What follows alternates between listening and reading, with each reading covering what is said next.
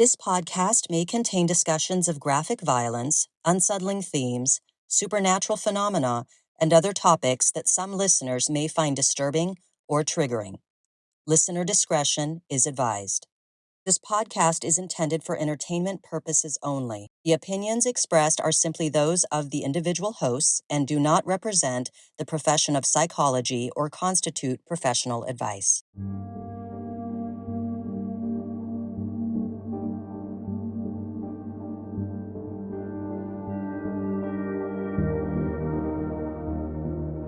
Welcome to the Secret Passage podcast, now in video format. So you can look at us when we're speaking. How are you doing, Shannon? I'm okay. I'm actually on camera and I'm not freaking out. So that's good. How are you? I'm good. I'm good. This is different. This is new. This is our summer season. So we are very happy to be back.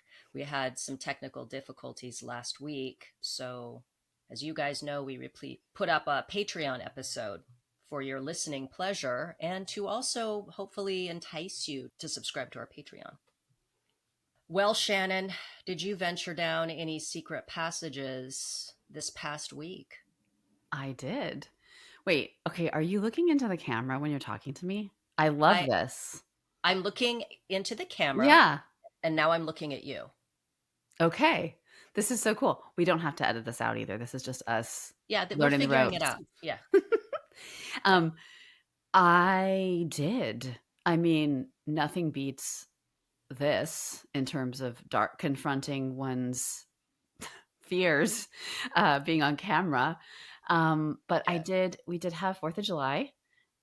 So, it was like bombs bursting in air in Fruitvale, and it was nuts. And, I had a good time, but Ginger did not. And I spent the whole night taking care of her. But it's over, and now we have a whole year before it happens again. Yes. Similarly, we had poor Poochie, who last year was our first 4th of July in this house that we have. And I didn't realize how terrified Poochie was because prior to this house, we just didn't hear fireworks where we lived before. So Poochie was running around terrified. He pooped himself. He was shaking. It was so bad. So this year we took your advice and got a white noise machine. I closed all the windows and I turned on, I went through the Scream franchise. Remember how I was going through the Final Destination franchise for the 10th time?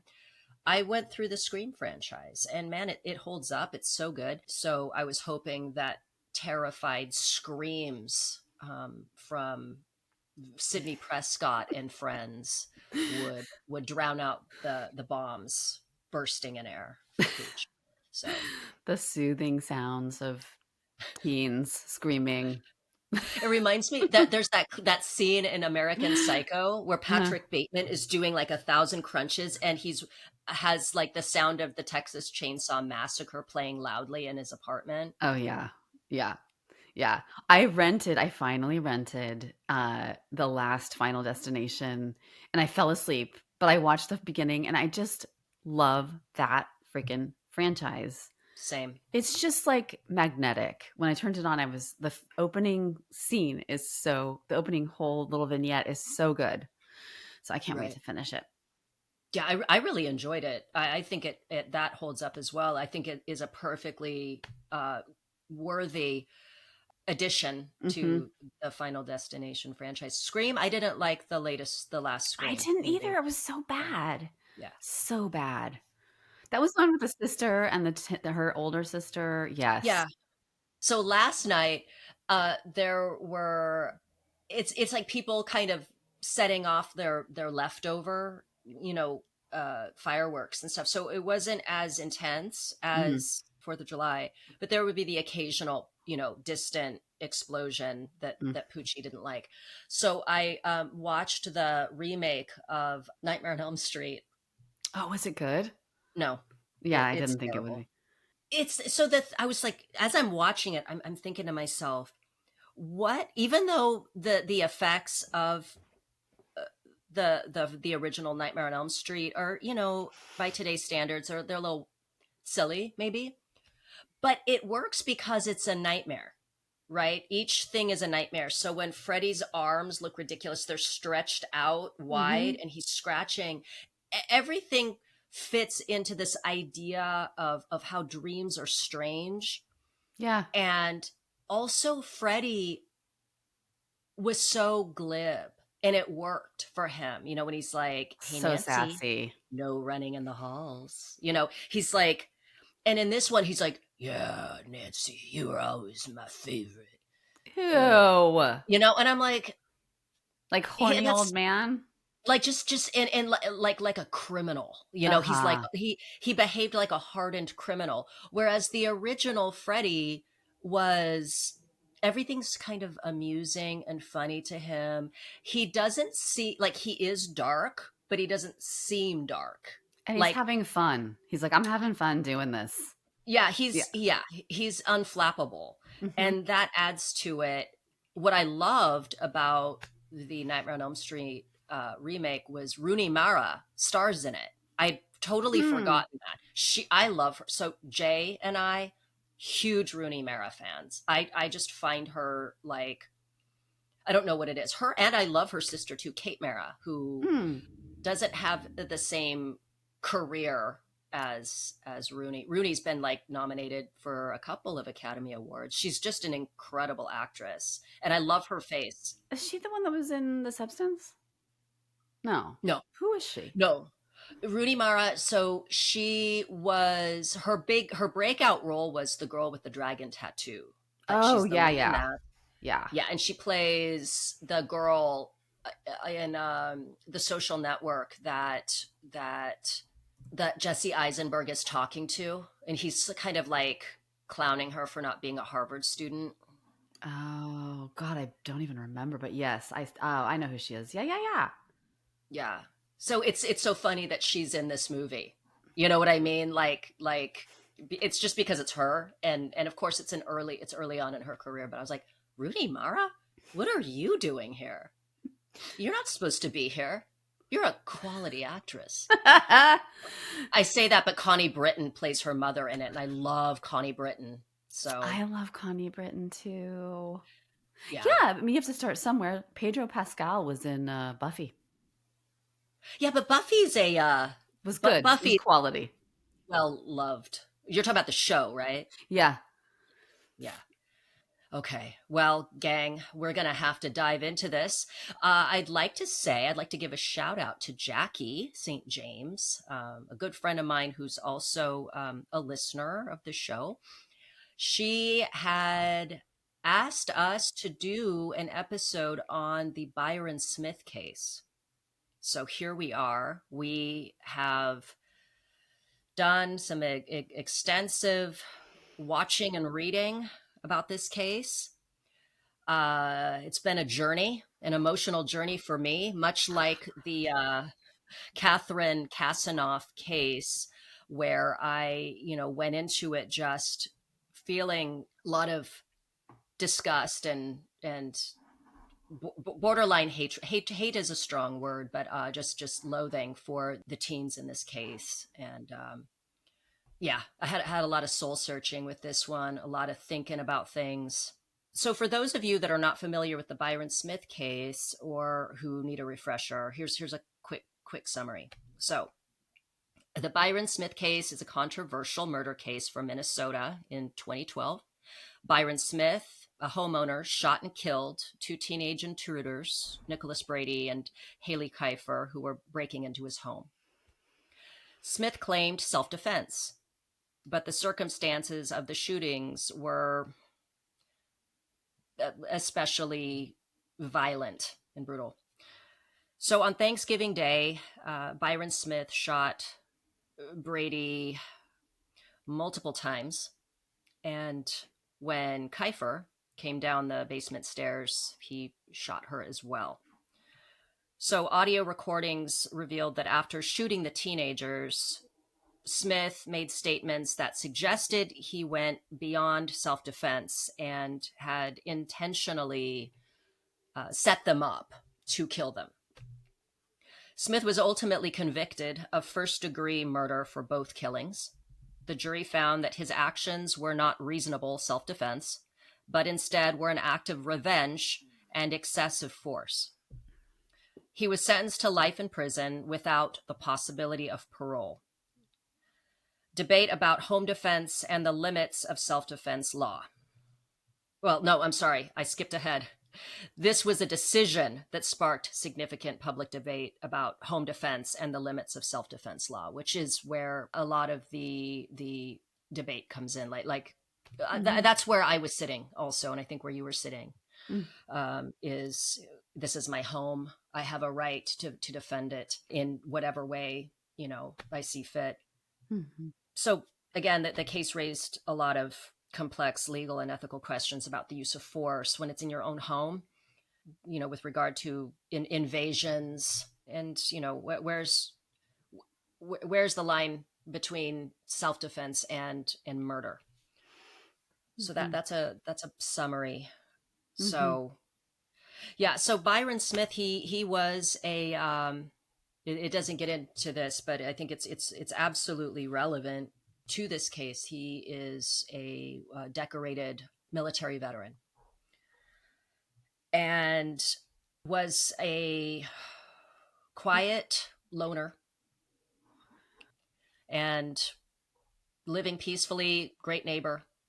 Yeah, he was like buddies with his neighbor. Yeah, and did a lot of volunteer work. Had worked hard his whole life, just wanted to lead a quiet life, and he was being burglarized, it almost seems like on a regular basis. There had been a few. Mm-hmm. His medals had been taken, things had been rifled through. He had guns that had been stolen as well.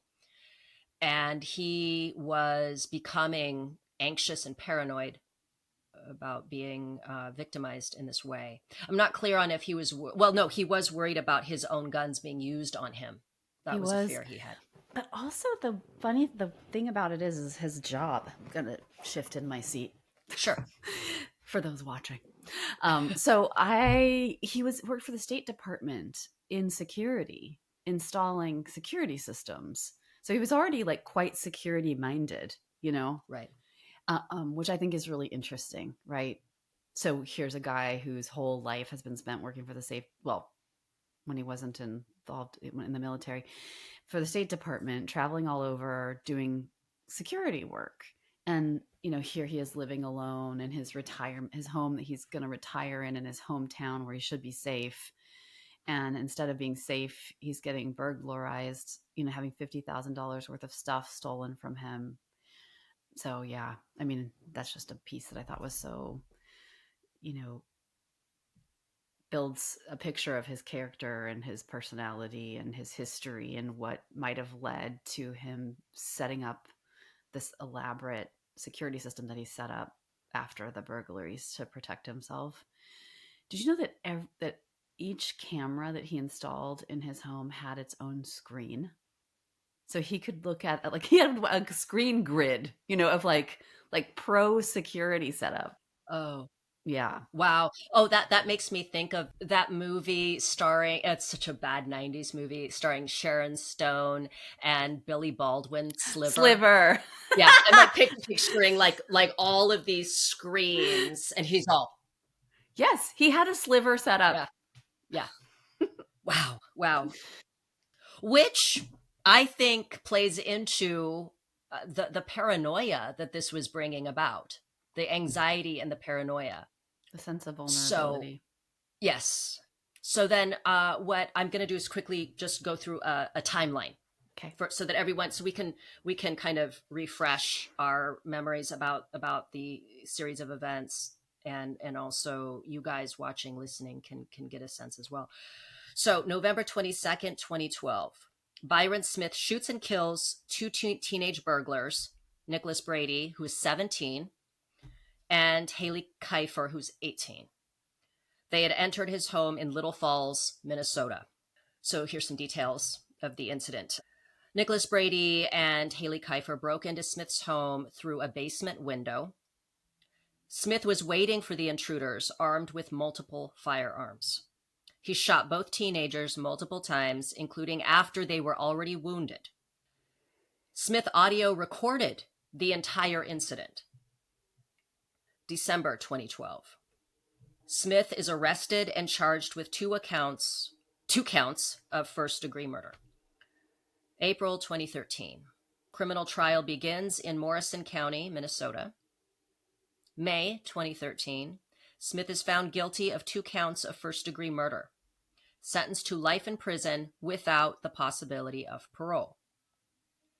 So, some of the key legal arguments are: prosecution argued Smith went beyond reasonable self-defense because, again, the teens were wounded, and he presumably at that point could see that they were rendered incapable of actually doing anything, and he followed through and killed them, showing that this went beyond him just defending himself and his property. He was seeking to kill them. The defense claimed that Smith was protecting his home from repeated burglaries, which, again, I'm not clear on Haile Kifer. I can't recall, but Nicholas Brady had broken in there before. Mm-hmm. And had worked for Smith, doing yard work and stuff prior to all this. Yes, which I is heard wild. that. Well, this is a funny thing. I heard that, and then I heard on a different documentary that his friend had worked for him. So I don't know which is true, whether he worked for him, but someone he knew or him worked for him. Yeah, I think that he had been. Well, no. I was going to say that's different. Small town, right? So people know people.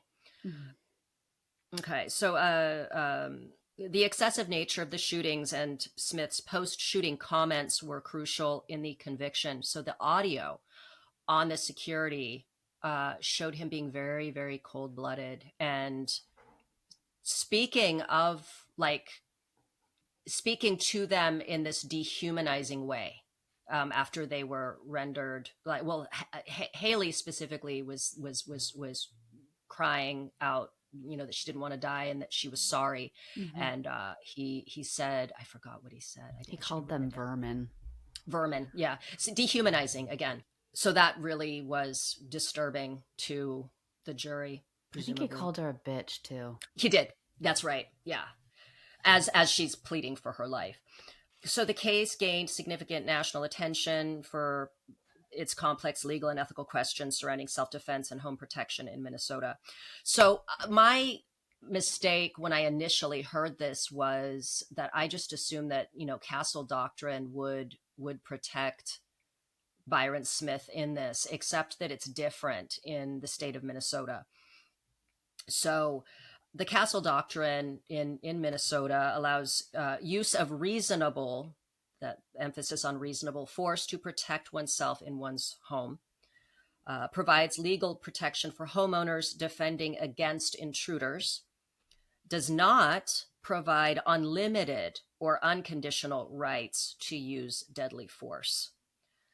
So specific Minnesota requirements are reasonable belief of threat, must have genuine reasonable belief of imminent danger. So we can see where this breaks down with the recording.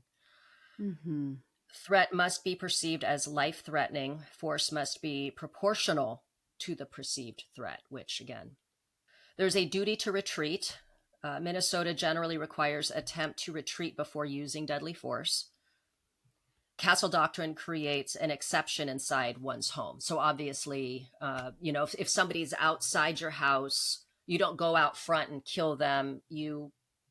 It's sort of like you exhaust every other option and then you shoot to defend yourself. So if you shut the door and then the people leave, then you didn't have, your duty, your retreat worked. Mm-hmm. So in this case, they were already inside the home. So had they been coming at him with using, with a weapon, I think then that would have been justified. Mhm. Homeowner is not required to retreat when threatened inside their residence. Okay. I can go on and on. There's the limitation. I think this is all kind of redundant. Force used must be objectively reasonable. Subjective perception of threat is evaluated by legal standards. But again, that audio recording just pretty much fucked him. Yeah. Oh, yeah. Also, the fact that like he had his sliver set up and they were outside of his house and he had a phone and he didn't pick it up and call 911. Yeah. That also sort of like, that's really clarifying for me. One of the documentaries I watched, I think it was a cop was talking about it. No, it was as an attorney. And he's like, he had a phone, he had a camera, he saw them outside. Never once did he try to call for assistance to try to prevent any of it. So that for me was the most, when it all kind of came into place for me. Like he had plenty of opportunities to de-escalate the situation or to have another outcome other than murder or shooting them. So the initial thing is he parked down the street so it would look like he wasn't home. And I know there's a lot of people that were like, he tricked them. That's not fair. He tricked them. It's like, he has a fucking right to park down the street if he wants to. The point is they shouldn't have broken into his house. Had he tricked them, which I get, so that he could see them, he could have confronted them. Exactly. Hey, you fuckers. He could even confront them holding a gun and be like, get the fuck out. Yeah. I'm sure that they would have never come back. Absolutely. They would have run. They probably hadn't apologized, like. Well, Haile would have apologized. Mm-hmm. I don't know about Nicholas Brady. I'm wondering about him. This is the shitty thing is there's like no information about these teens. None. What's crazy is I saw a documentary. There's two that I watched, and one of them featured his mother and his sister. And they were like, doing the whole like. He was great. Yeah. He's a saint thing. He was good. Then though, what you find out in this other documentary, and they interview his grandparents who actually raised him because the mother, because the mother had issues, they said. Sure. And they were shocked to find out that he was burglarizing homes. They said, they were really like reasonable people with like a sort of less of a bias, I think. Sure. They were really shocked by that behavior. And it was interesting to know though, that's who was raising him. And he had a good, solid, it seems like upbringing. It seems like they were like, attentive, present. He had it seemed like a middle class, but you know how they do in documentaries, they put you up in something that's supposed to be your house, but it's really the interviewing place, a rental or something. Yeah. Right. Yeah. But it seemed like they were really thoughtful, loving guardians for him. And that they saw the two of them as being quite wholesome. I think she had a lot of friends. Haile had a lot of friends. She did sports. Mm-hmm. Yeah. I saw the Dateline one and it's just one of those things where there's the interview with her sister and the interview with, I think, her mom. And all they're talking about is just singing this girl's praises. And I'm watching it like, she fucking burglarized a house. Like, something happened. And then the only thing that I saw about like Nicholas Brady was some random kid that never comes back again is like, he was a bully in high school. I'm like, okay. I know. There's no details. There's nothing. And then I'm like combing the internet, find nothing. And is it relevant? No, not really. I mean, the bottom line is they shouldn't have broken into the house, but also they shouldn't be dead. It's a definite fuck around and find out situation where people who, and I think the media and everyone else is sort of treating them as the pure victim, Right. And they are. I mean, I think that he majorly overstepped and murdered them. Didn't have to do that. But they also fucked around. And like, you mess with the bull, you get the horns, It's like, yeah. I mean, I could have died getting back the eye of the storm. Like, we're Yeah. so stupid. And Dude, Tim I is did so. I don't even get me. I think back and I shudder at what a piece of shit I was in my youth. And I'm just glad I didn't come across a Byron Smith to fucking put a gun in my face. or like a You know what I'm Ted saying? Bundy to murder me. I know I did so many stupid things Uh, that, you know, went on dates with guys that could have been serial killers. I don't know. yeah. But yeah, Tim was saying all the stuff he did too, because kids, boys, I mean, I don't know girls that wreaked the kind of havoc that they did as kids. Like they would do things that are that are like, like before the age of 17, did they have conduct disorder? You know, like sociopath, pathway. If Haley, Kifer, and Nick Brady had broken into these houses wielding weapons, that'd be one thing. But it really shows they're not thinking, you know. I know. But here's the thing I want to get into, which I don't think enough attention, I think you and I both agree on this, not enough attention is paid to this.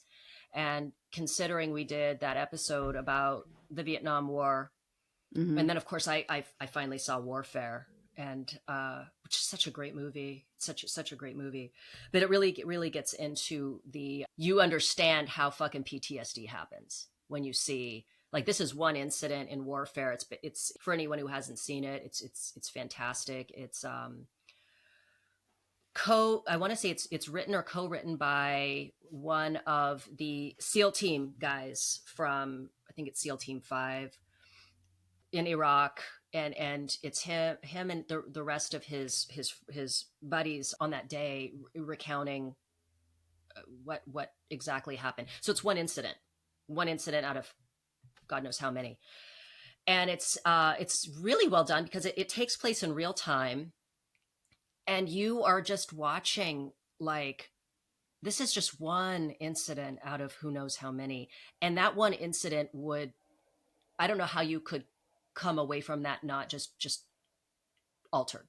Yeah. So that, all that to say, and then of course referencing our previous episode about Vietnam War and soldiers, is Byron Smith's his background. It plays into this, and I think his background should have been taken into account. And I understand that in Minnesota it's really hard to plead insanity, except his behavior prior to these break-ins and the killing the two kids. He had no criminal record. He was a quiet member of society, just going about his life. What he did was bizarre. The way he behaved was bizarre. What he was saying in the recordings was bizarre. So some background details on him. He's a retired US State Department security officer. He worked in diplomatic security internationally, lived alone, as we know, in rural Minnesota. He served in military intelligence, worked in diplomatic security assignments overseas. He had medals for serving in, shoot, now I'm trying to remember. Do you remember, Shannon? I don't know if it He was served in Vietnam. Vietnam. He Yeah. did serve in Vietnam. He had a And brother too, okay. named But Bruce, right. who he But talked to when he was okay. like sitting there talking to himself during the robbery, or after he had killed them. He was talking to his brother Bruce and saying, "Bruce, can you come over and basically help me with this situation?" I think, but that's what he was practicing when he. But anyway, sorry that I Yeah. digress. Yeah. Also, his mother had died in July.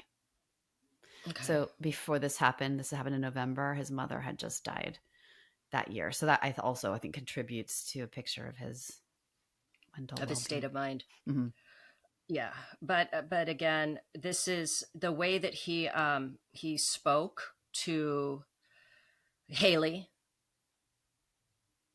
calling them both vermin, and in speaking in this really bizarre, inappropriate way. I know Mm-hmm. it's weird to use the word inappropriate I mean, it's never appropriate to kill somebody who's unarmed. Like hateful and angry and Yeah, that weird dehumanization that soldiers, and we spoke about this in the episode we did on the My Lai massacre, but the way you survive in combat is you dehumanize your targets. That's how you get through it. Mm-hmm. You narrow your focus. It's how you survive. And you see that it's really well done in warfare when they're like, they're pointing towards a potential target, and there's like kids and families going through this open air market, animals just crossing back and forth, and it's like you do what you have to do, but that changes you. When you start to feel that perceived threat, and you have a trauma response, you go back into that mode. It was an actual threat too. I mean, the And thing it was an action. is Yeah.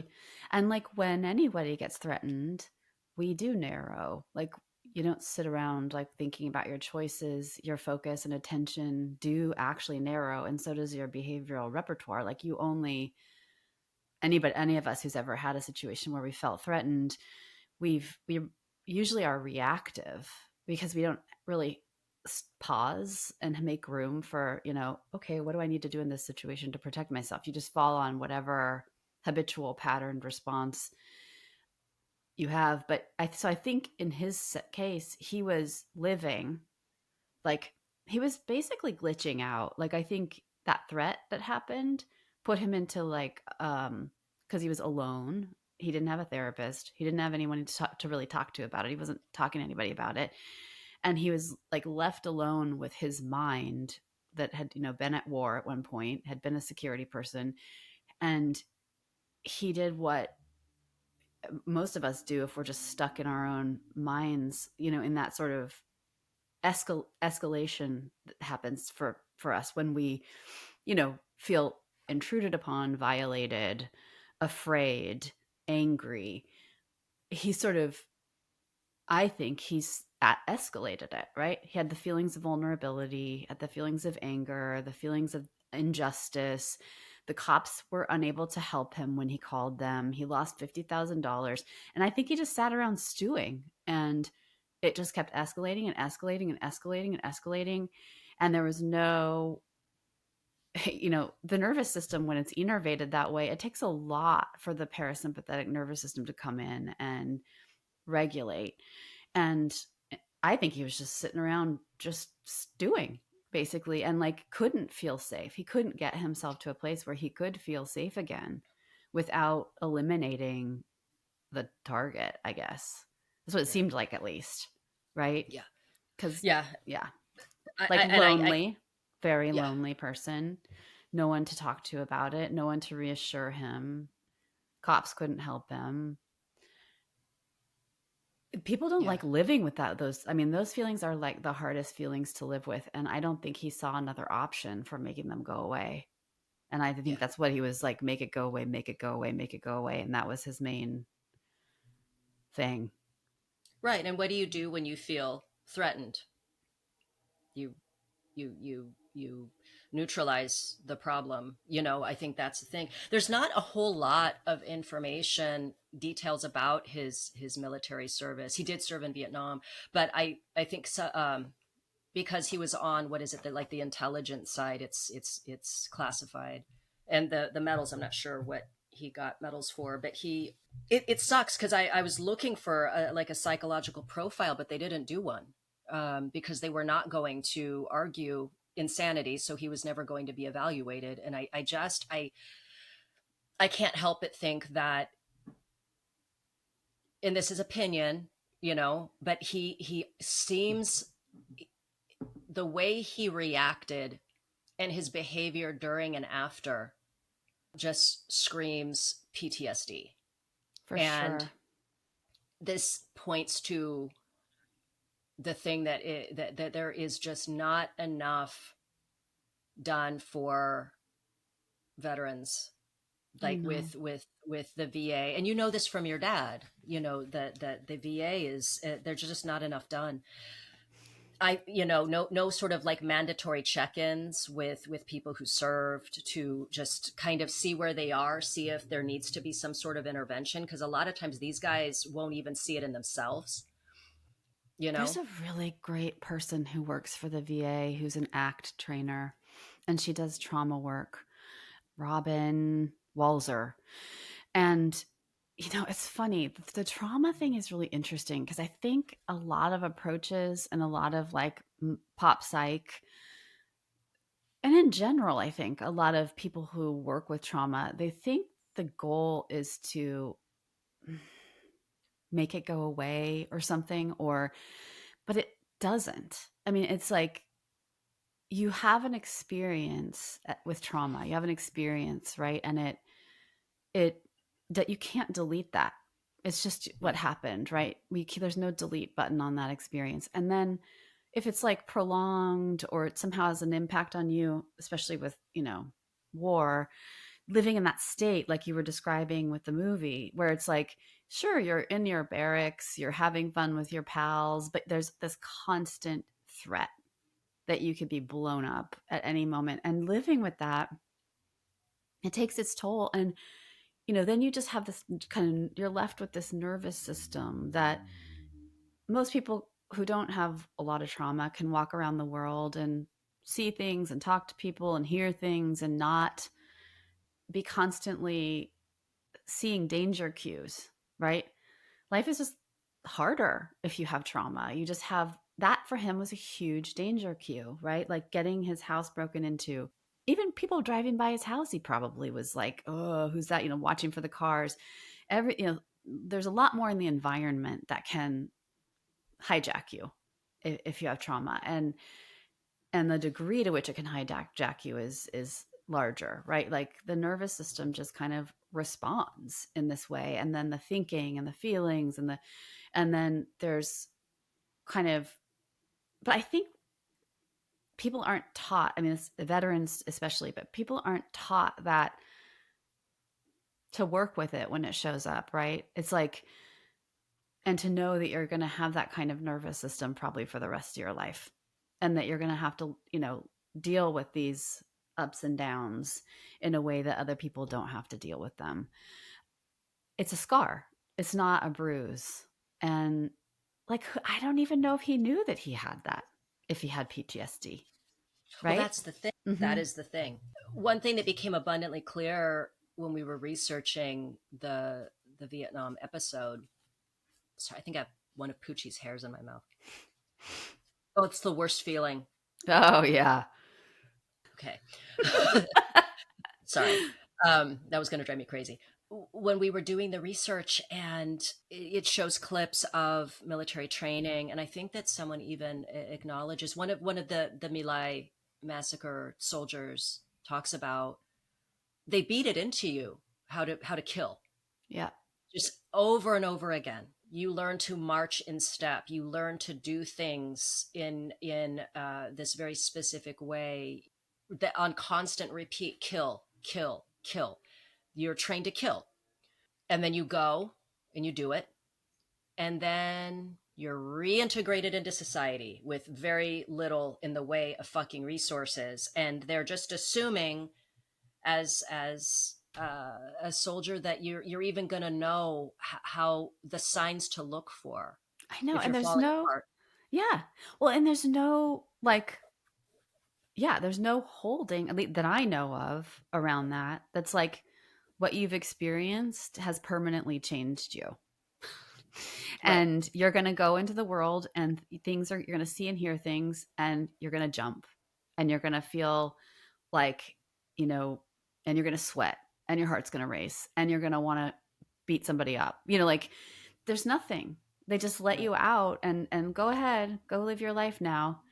And the VA is insane. I mean, you can't get treatment for things. It's just, I called about, my dad has a pain syndrome called complex regional pain syndrome. It's horrible. And I called to get him some assistance through the VA just for home care and things that could help him get around or go to the bathroom when he can't move. They said it would be a month before they could even have a phone call about it with him. It's horrible to ask people to have their lives irrevocably changed to fight a war and to give them inadequate treatment afterwards is just absolutely, it's disgusting to me. Anyway, Yeah. get But off yeah, that that's soapbox. No, it's that is the thing that keeps recurring. That's the thing we keep seeing come up. And then of course for someone like Byron Smith, this he's an elderly dude now, but he's coming from a generation where there weren't open discussions about mental health. We at least have that now.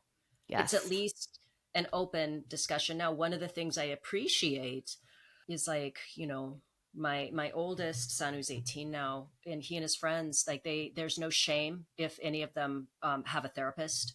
Mm-hmm. They talk about their feelings. It's Mm-hmm. not it's not emasculating Mm-hmm. to these teenage boys to discuss Mm-hmm. their feelings and what they're Mm-hmm. going through. And what that has done is they've created a support network Mm-hmm. around their group of friends to make sure they check in, they make sure everything's okay. There's no shame in asking for help. It's not like when we were kids where it's like, ha ha, you're struggling, now I will bully you, you are vulnerable. um, what's that Simpsons episode where Nelson and his friends are like, hey, that kid's thinking for himself. Then he must kick his ass. That's great. But anyway, that we at least have that now. But like, so going back to, and again, it's not a perfect thing. And there's still a lot of speaking about, acknowledging an issue is still in a lot of ways. And I suffer from it, is perceived as weakness, because we don't want to open things up because we're leaving ourselves even more vulnerable, Yeah. or we have shame around just not being strong enough to just sort of weather the storm. We hope that things will go away. Also, he you might know have worried that, like, a lot of people have this concern because he worked for the State Department in security. He probably had a clearance. He was probably I mean, if people seek treatment, that can hurt them getting a security clearance. It could also get in the way of gun ownership and stuff like that. So people really refrain. But I don't know that that's true. I don't know. I didn't research the gun laws, but like if you went to your therapist and you got a PTSD diagnosis, I don't even know if you have to disclose that, or even if you got like a depression diagnosis, I don't know, it because wouldn't matter. there's I mean, the HIPAA applies to. Yeah. Yeah. They can't so ask so for your record. I don't think they ask you for your mental health records. no. So, And this but was 2012, so it wasn't so long ago. mhm. So I would think he would have protections. I mean, here's the thing though, we'll never know because they never did a fucking psychological evaluation.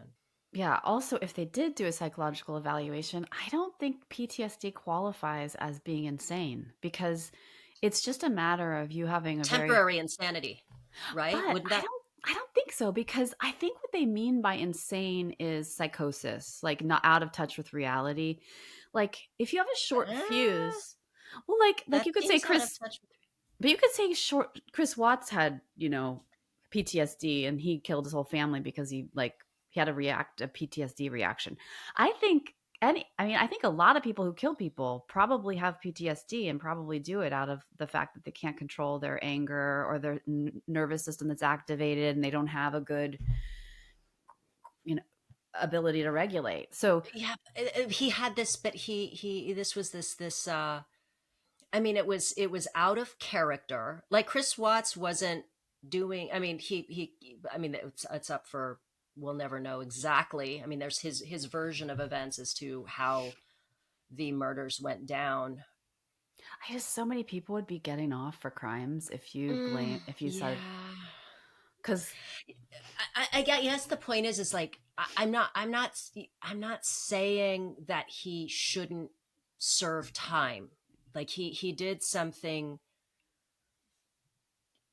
so fucking egregious, okay, you're but saying like mitigating. It's mitigating there were circumstances. mitigating yeah, no, I don't Yeah. know. Yeah. That's because I would make the argument that because this happened and because something triggered this response, he's a danger to society. Because who's to say that he's not going to get paranoid if somebody looks at him funny or somebody cuts him off in traffic, or there's all kinds of things could come up at that point. I mean, if he's able to, under pressure and under fear of threat, like everything feels like a threat at that point. So he is a danger to society as it stands. I just don't know if life without the possibility of parole makes sense for this, considering he had no criminal history. He was acting in this bizarre, irrational way. I think he needs help is what it is, because him just being in prison without some intervention, just something for his mental health. He'll I don't probably I don't get think that's fair. Yeah, he'll probably get therapy in prison, but But I mean, I don't know that it'll be yeah, required of him, and I don't know that he would seek it out. I don't know that he even knows. yeah, He's an older gentleman, so I feel like he's from, like, my grandpa's era. That's like, therapy's for babies. I'm not yeah. crazy. That's for crazy people. You know what I mean? It's funny. He ended up in there with the vermin. Like, you know what I mean? I think he had this thing of like us, them. Like, he's the good guy. He's being tread upon by these. I mean, I get this. I fully Right. am like, this is my vigilante side. I'm like, yeah, fuck off. If you're gonna break into somebody's house and some shit happens to you, then that happens. Sorry. Like, Dude, you, you wouldn't believe the things that I see about posts about people that want to shoot and kill the people that steal Amazon packages off their porch. And that's I'm stealing Amazon packages off their porch. That's not even breaking into someone's house and stealing fucking, like, medals of honor that are irreplaceable, we do like, not and like rifling this. through their stuff. We Yeah. do not. It's My yeah. sister used to steal my shit when I was little, and I have never been so enraged in my life because we have these boundaries for a reason. It's like, that's my stuff. Like, Right. so I get it. I get wanting to murder them. I Yeah. but it is that thing of like, most of us have a mechanism that's like, okay, don't do that. Don't, because of some road rage, don't get out of your car and shoot this man in front of his children. Most of us can stop ourselves, but the people who can't, that's a problem. Yeah. And, like, right, like, if the justice system exists not to just punish people, if we do believe that we could have some rehabilitation, you know, should he be given a chance? I think so. Like, I think so. I mean, what he did was pretty gnarly. I think the way he looked and the way he sounded added to it. I think if he was like a handsome, strapping young man who played it off better, like, who was a little more maybe socially savvy with the cops and hid the recording, he could have Well, just gotten away with it. the recording was his undoing. Yeah. And that also, as somebody who is so just savvy about security systems, as someone who probably has a pretty healthy understanding of law, Mm-hmm. again, being such so high up in military, the fact that he didn't see that those audio recordings were going to be a problem, I feel like also speaks to his state of mind. Yeah. So ultimately, I think the problem here is, I'm not going to say fuck those kids, they deserve to die, because they didn't deserve to die. If they deserve to die, then I fucking deserve to die for every stupid fucking thing I Mm-hmm. ever did as a teenager. I still shudder at some of the things that I did and I was lucky to get away with, but I had the chance to grow up Mm-hmm. and mature and look back and go, man, I fucked up. And Yeah. I'm going to try to be a better person. These kids never saw that. And I know nothing about them. And maybe they would have grown up to be pieces of shit.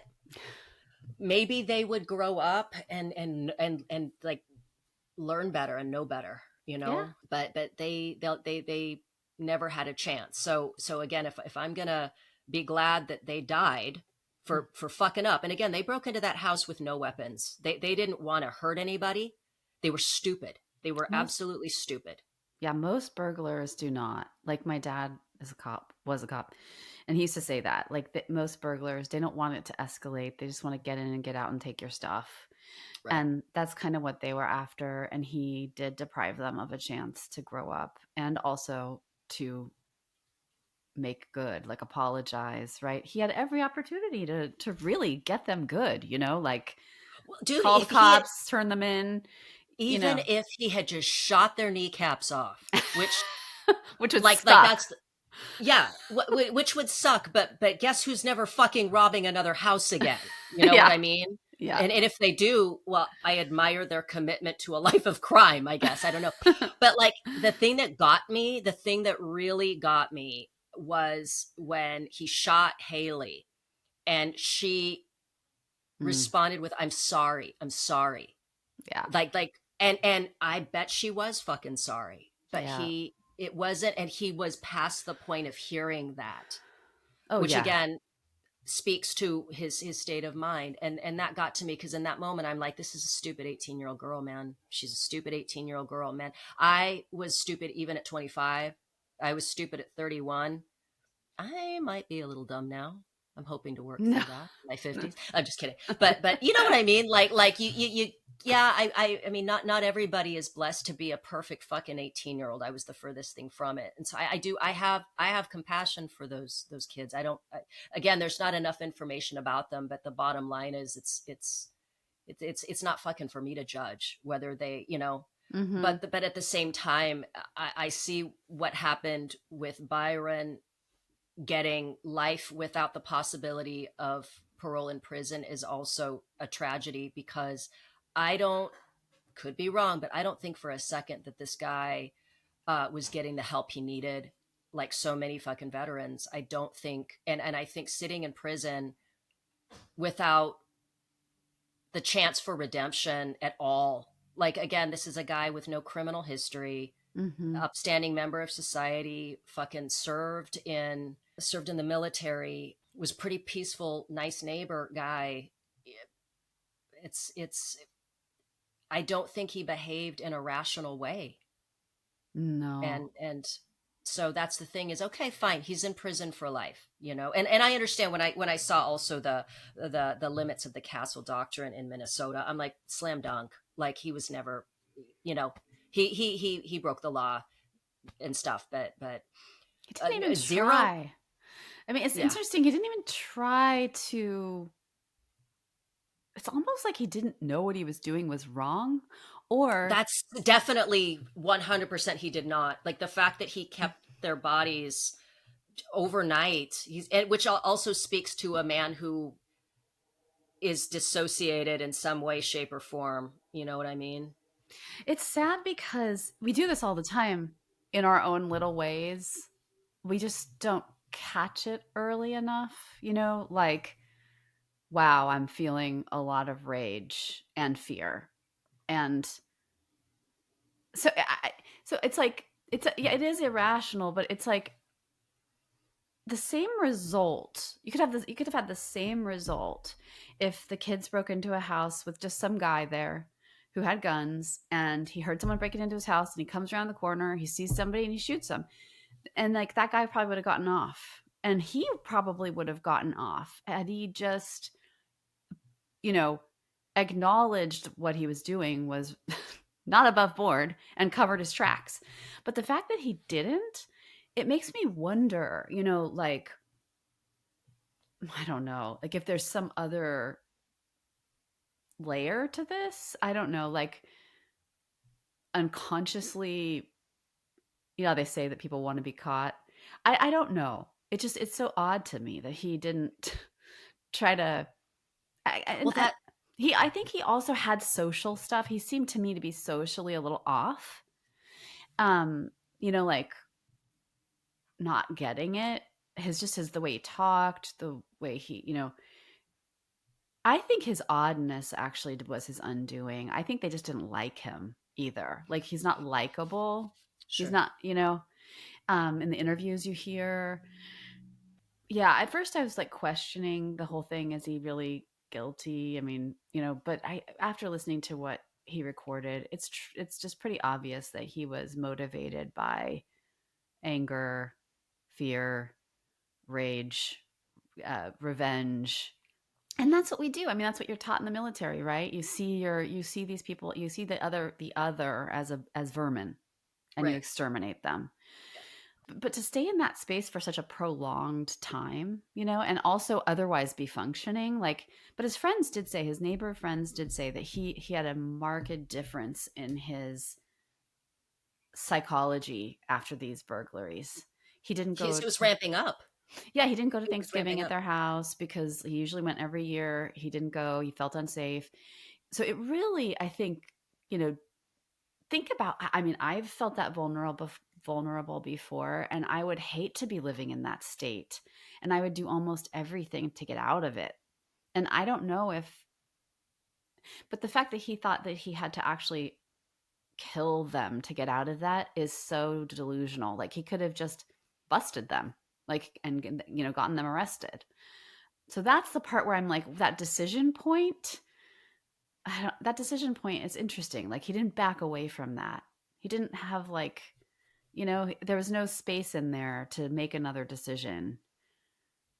That's Right. pretty twisted. But, you Well, know, that's yeah. again where I'm wondering, and I could be fucking wrong. I could be Mhm. wrong. I'm not a fucking expert. I Mhm. just again, you know, with all the stuff, the research we were doing for the Vietnam episode, Mhm. and then also this other documentary that I saw that your mom recommended, which was really good. Mhm. No, definite trauma response. Yeah, But also like yeah, totally like if you didn't have trauma before that, like that still would be terrifying and awful yeah, to have someone break into your house and steal your guns and steal your right. medals and steal $50,000 worth of stuff and have the cops be like, "Sorry, can't do anything about it." And then have it happen again.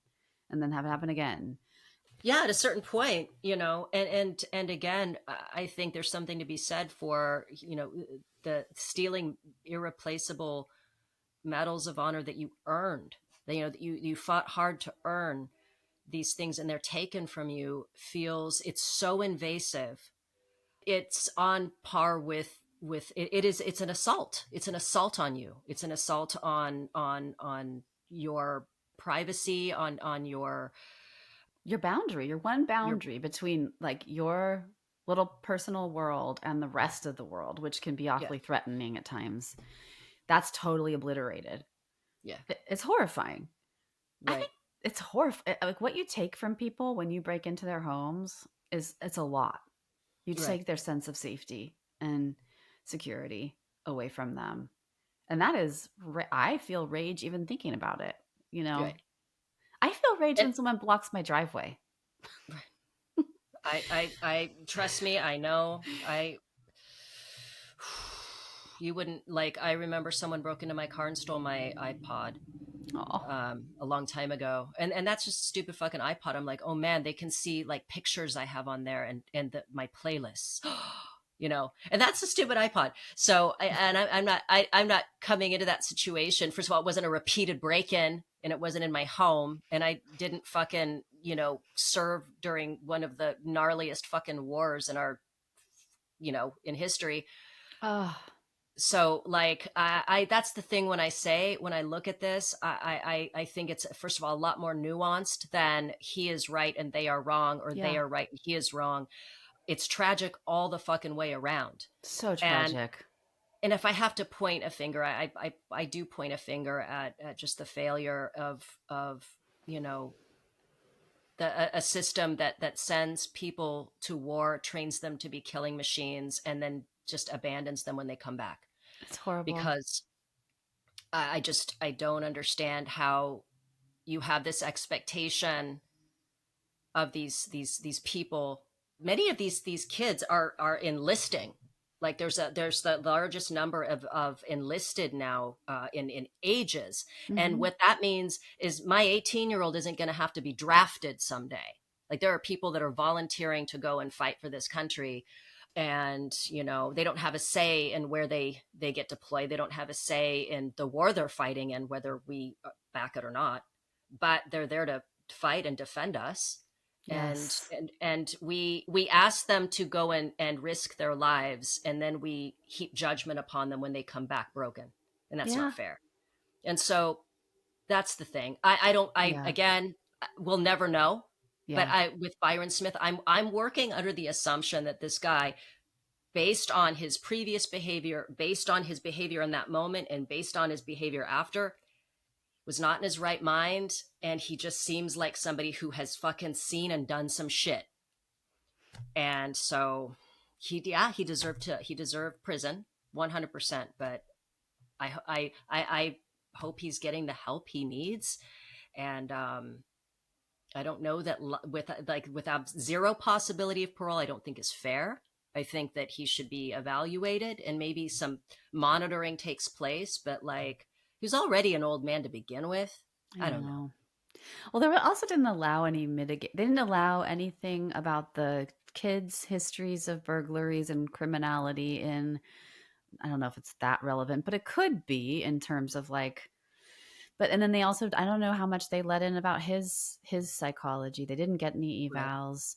No. Not that I don't know if that would have helped with sentencing. It just depends on the judge, I guess. And but What about a psychiatric hospital? I don't, do they still have those? yeah, I mean, what's the goal though? Like with our that's always begs the question for me. Like, what's the goal of our justice system? You know? It's not to rehabilitate, it doesn't seem. Although a lot of rehabilitation takes place in prison. You know my Yeah. love for TikTok. So I follow some folks that did time in prison, and they talk about like a lot of life-changing shit that happened for them. You know what I I mean? know. There's a lot of ministry that happens in prisons, which is great. There's a lot of opportunities for education. One guy went in there, fucking got, learned a trade. He's doing Yeah. great. So I think those options are available. It just depends on what you want. And for Byron Smith, again, I don't know that he goes to prison and is like, I'm going to turn over a new leaf. Like he already, he was a retired guy. Yeah. He was retired. Also, like, there are people who will take it up and people who won't. And Mm-hmm. it's funny, my dad just got asked by somebody, he's not going to do it, and I don't know why. He got called up by one of his old cop buddies recently, and he's like, "You'll never guess who's here with me." And it was a bail bonds guy that he used to be my dad friends with in Sacramento. They're like, "Guess who's here with me?" And he's like, "Who?" And it was some guy that my dad had arrested like a billion times, but who apparently went to prison for murder, just was totally rehabilitated, works with other people now, and they want to do like a story series. And I'm like, oh my God, you should totally do this. My dad won't do it for some reason, but I love these stories of redemption because they do happen and they can happen. And that there's a guy in jail right now who I just totally admire. You know, the Jarvis Masters, he's connected with Pema Chodron, and he's just so wise and so loving, and he's totally been reformed, but they won't let him out because he's in for life. And it's so hard to get people out of that system once they're in. Yeah. Yeah. And I just think, I don't know that.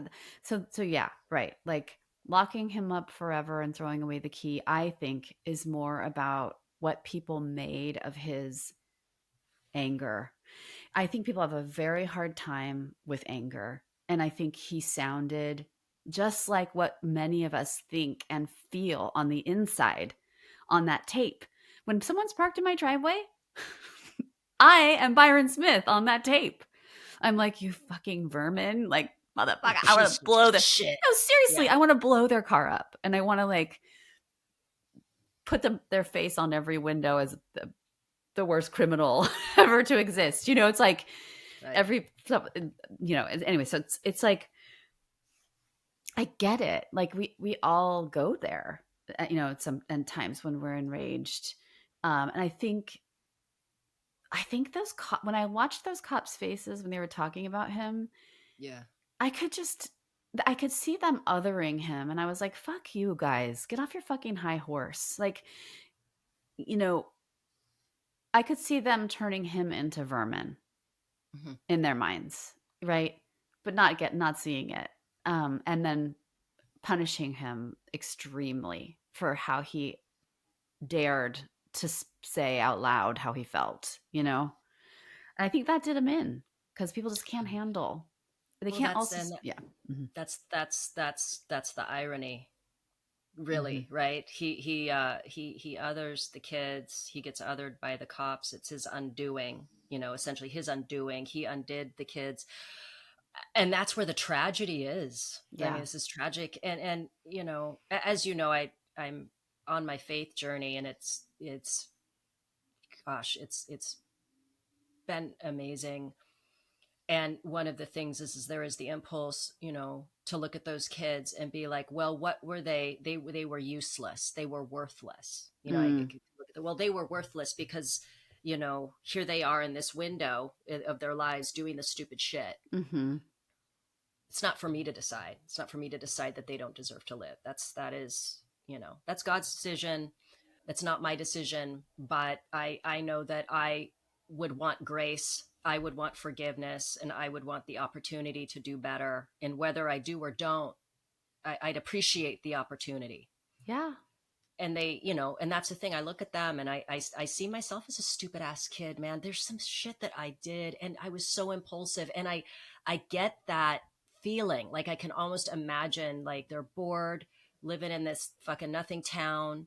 And they're like, what are we going to do right now? Let's go to that house. The guy's not there. We can find some more shit to steal and to sell. And they think they're going to go in and get it done. And they should never have done it. And it's so shitty as a victim. It's so shitty. As a victim of an early age of my thieving sister. Yeah. I have no, this. I know. I'm all, you damn kids. I know, but man, you don't want that to be the sum of who you are, defined in that moment, in the same way that Byron Smith doesn't want to be defined completely as a human being by this impulsive moment also, except that it's in the way that, like, they'll never have a chance to kind of redeem themselves, and he right now doesn't have a chance to get the help he needs and redeem himself. And that's where I see the tragedy all the way around, and that the big thing that I see in this is a failure. It's a systemic failure on the already we have a mental health crisis in this country, with a lot of the homeless population, but the veterans that are just, hey, thanks for risking your life and taking a lot of lives, and we're gonna just kind of ignore you now. And if you need anything, call us and we'll call you back in a month, and a half, or a year. And maybe give you it's just, I know, and maybe you can speak to one of these people and we'll just prescribe you medication that you may or may not need, and make it really hard for you to get it. So that's it. This is the Byron Smith case. Would be interested to know your guys' thoughts and opinions. Again, like, I could be way off. We'll never know about the PTSD thing. Yeah, and that's an interesting question in general. Like, what does constitute, from a legal perspective, I didn't look at this at all, but what does constitute insanity? Not knowing how to manage one's internal state and slow down and not murder people. You know what I mean? I don't know. But yeah, I think this goes back to the Lindsay Clancy episode that we did, when people are like, this was premeditated, she's a monster, she's a horrible person. And it's like, really? Because everything leading up to this moment doesn't indicate that. There's but most people only kill one person. So of all murders, most people only kill one person. And I think just as humans, we don't have that much impulse control when we're mad or we're scared or we're whatever. And I think that's the hard part, is that, like, legally, anyway, I think the PTSD contributes, it explains, sure, but I don't think it excuses. You know what I mean? No, I think no. Well, for sure. Again, if the goal is to try and keep the rest of society safe, mm-hmm. I can't say with any confidence that Byron Smith was not a threat to other people too. If he feels threatened, you know what I mean? So that's the thing. And it's just, it's a sad case. It is. It's really sad. Yeah. Like, but you know what I mean about the Lindsay Clancy thing, where it's like, well, she had postpartum psychosis. Yeah. Well, that's the thing. I would say, okay, postpartum psychosis, and they have a tough time, like, they're still studying it, right? Trying to recognize. She was trying so hard to get help. Like, that's the difference too, is she was doing everything she could to get help, and it didn't work. But with Byron Smith, there was no seeking help, because I don't know, he just was acting so weird, like, before and after. Very. If it was just anger, if it was just rage, I feel like he would have known to fucking hide some evidence, and he didn't. And he was just acting really peculiar, and sure, go ahead and take stuff out of my house and look at it and see that I was saying some really sketchy shit as I was killing these kids. Yeah, like I'm like, did he misunderstand the Castle Doctrine? Like, did he not?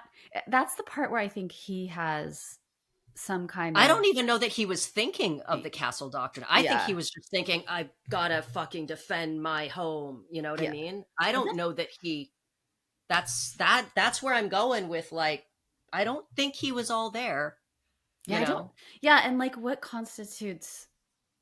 Oh God, it gets so tricky because I know, and I didn't because go to law school. I There's like know. so much We'll I'm ask like the trying to figure prosecutors. out. Yeah. Yeah. We'll ask, oh dude, Brett and Alice should have they done this? I don't I know, but I wonder. was just listening to their like legal briefs episode about Karen Reed, and it's so good. Oh, Okay, can I just say this? I'm mm, listening to their West Memphis 3 thing, and if yeah. I hear them say degloved one more time, I'm like doing this. I'm like, Degloved. Stop. And then Alice is like, hang on, hang on. Can I say one more thing about like skinning penises? Brett's like, sure, Alice. And I'm like, no, no, Can we no, never? whatever you're, oh no, can't. Let's never discuss a degloved penis again. Ever again. I know, and but I appreciate their coverage. This West Memphis 3 is one of the it's a case that haunts me to this day, and I love the fact that they're going into such great detail on it. But yeah, the penis thing with, I think it's Christopher Byers. I'm like, no, I can't. Can we not talk about Chris Byers, the poor kid, and his Oh, whether it was like predation or someone doing it or all that kind of stuff. There's, yeah, it's a lot. Sorry guys, we just yeah. went off on a tangent. I'm sorry. That's our episode, right? Shannon, do we have any closing thoughts?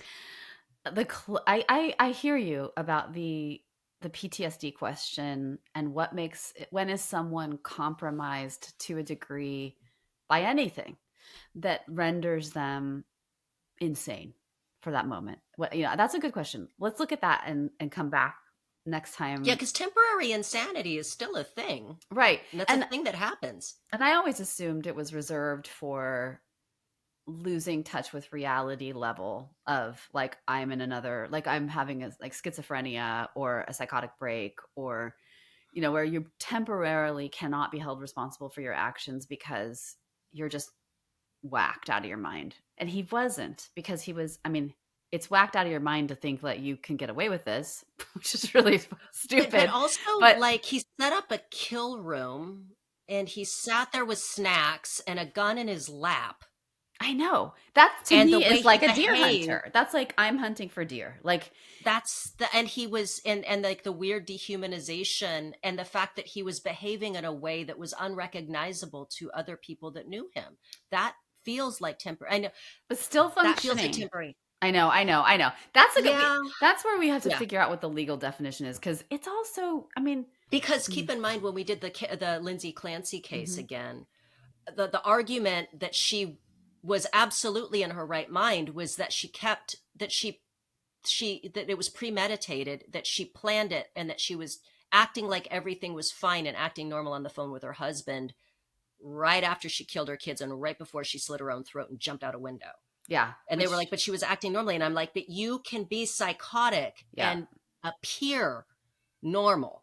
that's why I think it's not a good defense. That's why I think like you can't really even use this as a defense. I mean, because it's so subjective and it relies on the person's capacity to make a case through their behavior in a way. But like, I don't even know what it means actually to say someone's insane, because, Yeah.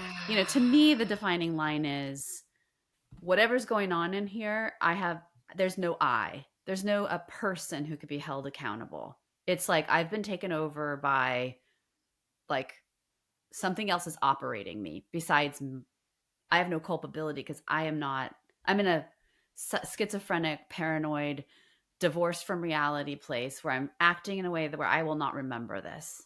That to me is insane. But the other things, anything else to me is like there's still an eye, even if you don't know how, even if you don't know how to stop yourself from pulling the trigger because you just are so mad, right? You go up to the person who cut you off and you kill them. you are still there, and in a world where like you just didn't have the skills to make a different choice, and so therefore you're responsible for your behavior, and now go learn those skills so you don't kill other people. Like, to me, that's a skills thing. It's like, I don't know how to work with whatever feeling I'm having, and I'm just gonna like blow someone's head off because I can't. That's different from the guy who got on the bus and is having a schizophrenic episode in Canada, and like beheaded the kid with a pen and then started eating his organs. Like, later when they talked to him, he's like, "Holy fuck! Like, I didn't know what I was. That is, please just like kill me." That's what he said to them. He's like, "Kill me! I can't believe I did that," because he just wasn't there. That to me is a reliable defense that I could get behind. But anything else to me is kind of like, you did that though. Like, even if So what would you say then for Lindsay Clancy? I don't know. I think that's what they're trying to determine, because I don't know. And you can blip in and out, it seems like, right? You can blip in and out of like, oh, I'm here. No, I'm not here. Not here. Not, I guess. But I think they're still trying to determine like what do you call what she was experiencing? Was it like, depression can get you so believing your thoughts about the world, like the people who kill their kids because they think the world is going to end. They're saving their kids because there's going to be this whatever. Those are beliefs that are not true, but you've bought them. And Sure. so there's a bit of agency in that. It's like, just Well, because yeah. it's a skills thing. Like, you don't know how to look at your thoughts and question them and say, is there really evidence for this? Do I really need to kill my kids? Like, there's just no space in there. It's Well, nuts. look at Andrea Yates. Yeah. Poor Andrea Yates. Like, but I mean, she Mhm. was there was everything in her behavior over the course of years, and also psychiatrists saying she cannot be alone with her children. She needs to be on this medication. She needs to be constantly monitored. And the person that belongs in prison is her fucking husband. I'm Yeah. sorry. Like, Yeah. she doesn't even want to be let out. She has so much. Her life was so wasted just by these forced pregnancies and the mental health problems she was already having. It's so sad. But anyway, I see what you mean, though. Like, you're saying he was so compromised by his PTSD that he might as well have been insane, because like that, this whole behavioral thing that appeared, that his thoughts, his feelings, his sensations, he was so escalated that he could, like, it distorted his view of like what's right and wrong. And but then it's like such a slippery slope, right? yeah, no, it is, and it gets to the point. I think the primary thing to look at here. I'm less interested in retribution, and I'm more interested in, does this person pose a risk? Yes, he Yes. does. Yes, he does. But again, I'm hoping that he gets the help that he needs, because Yes. I do think he was compromised, but I think he's dangerous.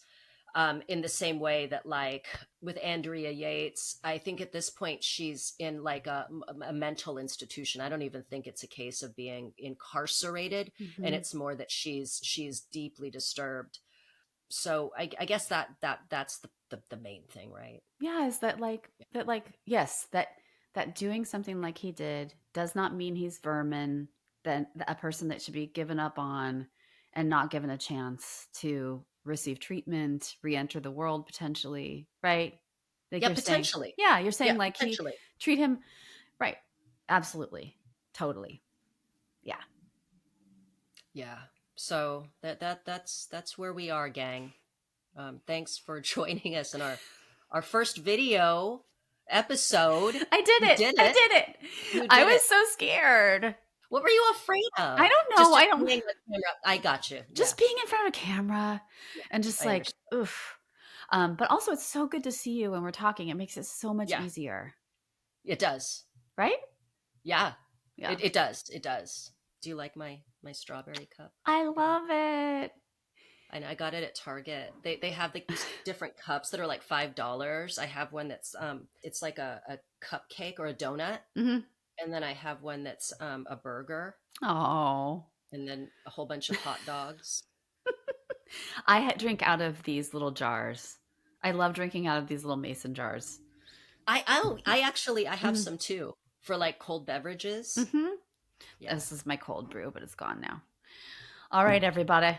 Yes. Oh, should we tell people? Oh yeah. Hello. Yeah, totally forgot. Follow us, please, on Instagram and on and Patreon.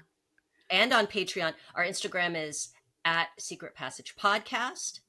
On X, it's Secret Pass Pod, and then our Patreon is blah blah blah blah blah Patreon Secret Passage. It's just like the whole, but you can look us Patreon / Secret Passage, right? But all this information is linked in our social media bios, and we are so happy that you're listening and that you are with us in our summer season, and we look forward to a whole bunch of episodes, video episodes, and please give us really great reviews, even if you don't like us. If you could just give us 5 stars. 5 stars. Oh, we could do it. We could do what Brett and Alice do. No. They want to say if people give us 5 stars, they could ask a question and then we could answer it on the podcast. Yeah, I mean, do we have a way to do that? Yeah. So if you give us 5 stars on either Apple Podcasts, or I know I'm just inventing the way right now, 5 stars on Apple Podcasts or Spotify, and you email us. Oh, how do we do this? Oh, could they ask the question in the comment on the rating? Yeah. Okay. Yeah. So if you, is that silly? Anyway, I don't know. Okay. I don't know. Anyway, just give us 5 stars. We'll come back later. And let us know if you have any episode requests. This was requested by Jackie, our pal of the show and pal of mine. But if anybody has any episodes that they would be interested, or any topics that they'd be interested in us covering, we're happy to do it. Yeah. Thanks, guys. Yeah. Thank you so much. Bye. See you next time.